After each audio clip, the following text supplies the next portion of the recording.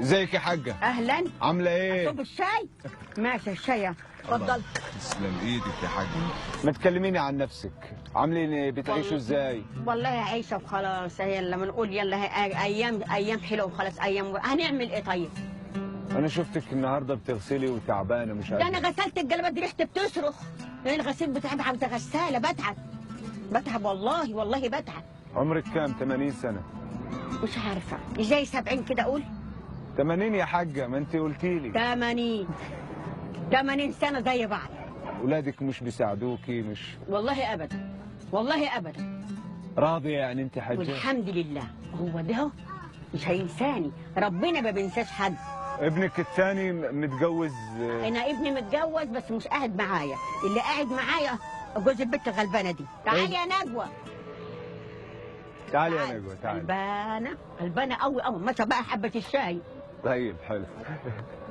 هني وعافيه يا حاج. سلام نجوى. غلبانه قوي من بني سويف. كيف حالك يا اختي؟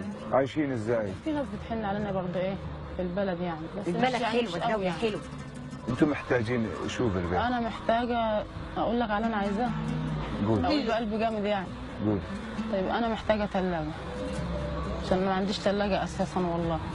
في الميه لما جينا حد يدينا حشة ميه ساقعه ما حدش برضه يديني.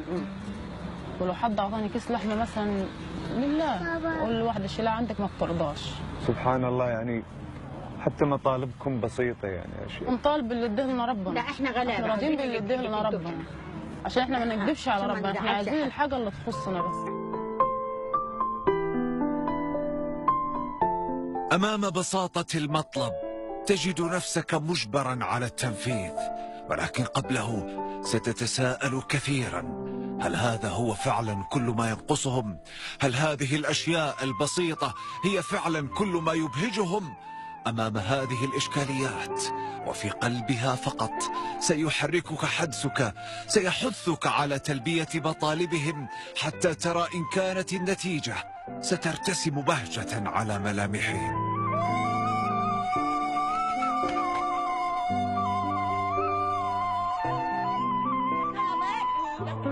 الثلاجه بتاعت الغلبانه دي. يا سنة الهنا. لا مش انا، اي حد. ادعي لهم يخليهم لسنة بيضة وسنة الهنا. النبي يكبر بخاطركم يفكوا شر المرض. النبي يخليكم يا رب.